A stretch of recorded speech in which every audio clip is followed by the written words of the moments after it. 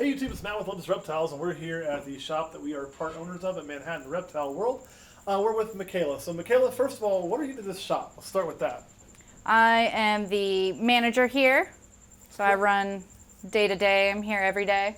Pretty much all the time you come time. in, you're going to find Michaela. And I know somebody out there is saying, wait a minute, hold on. I've seen some videos before, and there was that dude named Caleb. We still love Caleb. Caleb still comes in. He's still a friend of ours, but he had to change jobs, that whole healthcare thing, us being a small business. But you got that special TRICARE, right? Yep, I do. So she gets to stay with us because we ain't got to worry about that with her. But Nope. You got an animal that's near and dear to your heart. It's one of your personal things. So why don't you tell us what you got and tell us about the animal? Yeah, so this is one of my Indonesian frilled dragons. One of my females. I have two female Indonesians and one male Australian. They are frilled dragons. So when they get scared or anything, they pop this out here. And if we can scare my male, we might actually get to see him do it on his own. Is this the male? This is the female. Okay, I won't try to scare this one then. Nah, she doesn't scare easy. She's been handled a lot. Now, a couple quick questions. You mentioned Indonesian and Australian, right? Mm-hmm. What's the difference in the two? Like, how can one tell? Because I'm not a frilled dragon guy. This is new for me, so. Usually you're Indonesians, or they're sometimes called New Guineas. They tend to be smaller, a little darker in color, not as vibrant. A lot of Australians you see will have some really bright reds and oranges to them. These guys are just a little bit more on the drab side. So size and color would be the easiest way to tell that.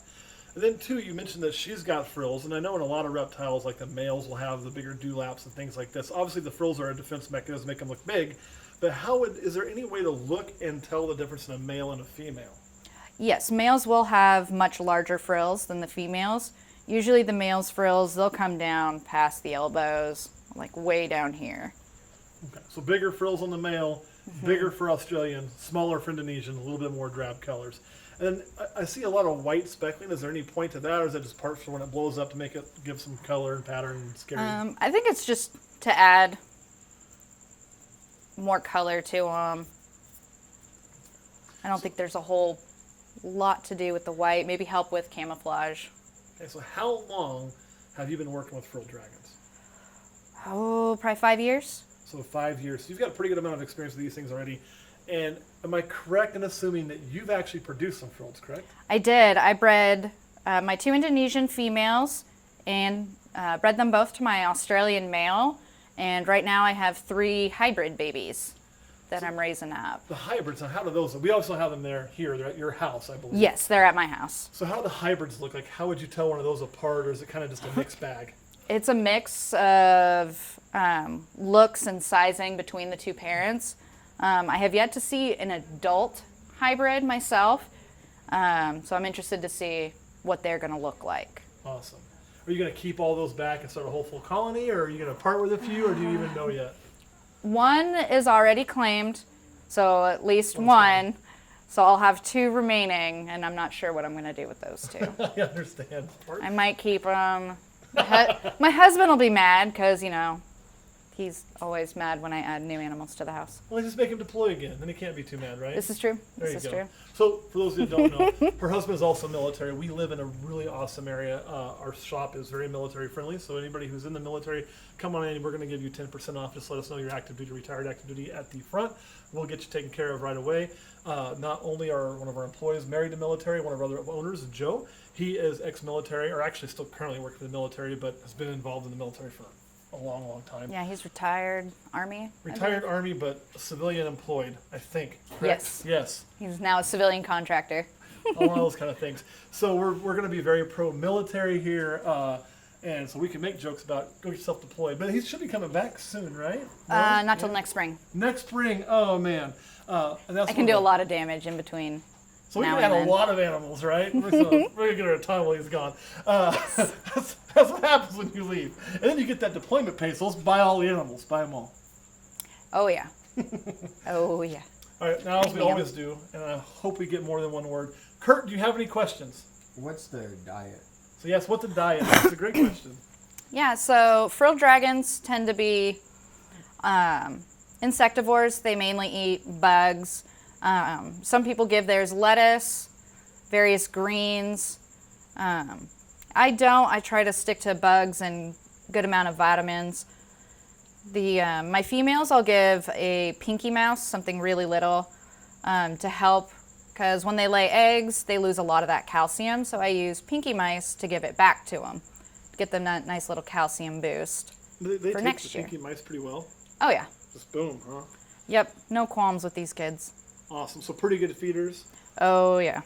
So then too, that was a great question. That made me think of a few other things. So how would you rate like their care? Like, I mean, is this something that a novice could pick up and easily do, or is it going to be a little more like medium level, or do you need a pretty good amount of experience to start this? Probably medium level, just because they need a lot of humidity, Gotcha. especially the Indonesians. They need a lot of humidity. They also like climbing, so you need more of a vertical cage instead of a horizontal one. So probably like, I had to rank it, not the ball python, bearded dragon level. Those are pretty easy to start off with taking care of. Maybe like the chameleon level? Below chameleon level. Below Chameleons chameleon are level. like way up there. So between python, bearded dragons, and chameleons on difficulty, they slot somewhere in the middle. Yep. Got it. Kurt, any other questions?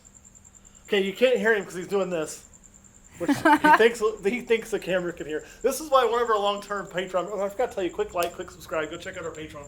On our Patreon, I think we're going to talk about your journey in breeding these, some of the things you did to get them to breed and get success. Because I don't know how many people are breeding frilled dragons. So that's really cool. But Kurt got nicknamed Silent Bob one time. Nice. That's very fitting. All right. Very fitting. Anything else you want to add about these guys, Michaela, before we go? No, that's it. One thing we were going to do, we were going to try to scare the male, see if he'd pop up. Yes, I need to pull out my male Aussie. So here's the question. I can go with this face. I can go with this face. I don't know. I probably should get a hockey mask and a machete. So, okay, so this is the Australian too. So you can already see his color's a lot lighter. I can see what you're talking about, the bigger frills coming down past the elbows or shoulders, however you want to call it. So the way we scare him, but I just like rush up on him like he's a fainting goat. We can give it a shot. Okay, here we go. If not, we can get someone to bring over another animal, and that'll get him.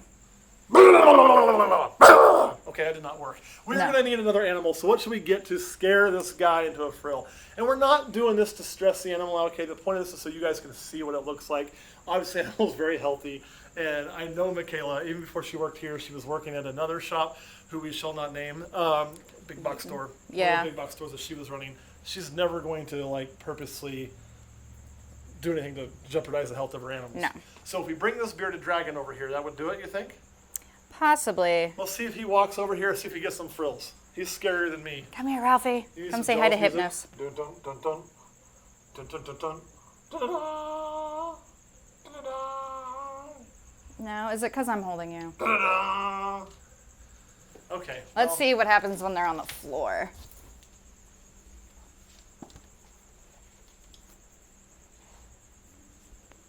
Where's the tortoise? The tortoise will do it. Which one? Tilly. He Tilly's in does back? not like Tilly. Which one's Tilly?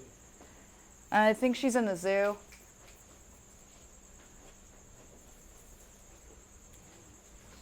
This is proof when you want something to happen, It doesn't it never happen. does. It never does. So another cool thing with frilled dragons is when they're scared or really want to get away, they'll actually run on their back legs. Okay. They'll get fully up on their back legs. Sometimes they'll pop that frill out and charge at you. There's a really cool video on That was pretty YouTube, I cute, believe. buddy. Don't go underneath there. So these are like the Jesus lizards then. Yes, minus the running on water. Ha. Oh, so they don't get on their back legs enough to run on the water, but the same No. kind of stance and locomotion. Just not fast enough to be our Lord and Savior just yet. Nope, not Speed up, just little yet. buddy. Speed up. We'll show you where the rocks are so you can make that trek. It's an old joke, you know. But now we got the tortoise. I don't have to tell you a bad joke, thank goodness, because this is going to be a really, really long video if we did that. So let's try this. Now, this is one of our tortoises that lives here and will always live here because this is the one that has a deformity from birth. So we just keep it once we got it. Yeah, usually Tilly, she'll come and lay down in front of his cage. And that's enough to do it. And he sees her, he'll frill up, he loses his mind about it. And now he's not going to care. No. Really, buddy? Really? Come here, Tilly. Oh, got a little bit of. Here. See, he's standing up a little bit there. And he just wants to run. Huh. Well, we tried, YouTube. We tried. That's about all we can do on that. So, any questions, Kurt? No. And nothing else from Michaela? Nope. All right, guys, thanks here, for kid. watching. We're going to put the frilled dragon up. And again, just kind of a unique animal that you can get into, one we do not have. So let's try this. Maybe since he's in there. Oh, that might work. One last try. Just doesn't care. Not today. All right, well, apparently our frilled dragon has been listening to way too much Bob Marley, and he is extremely chill at the moment. So we'll catch you all next time. That's all I got.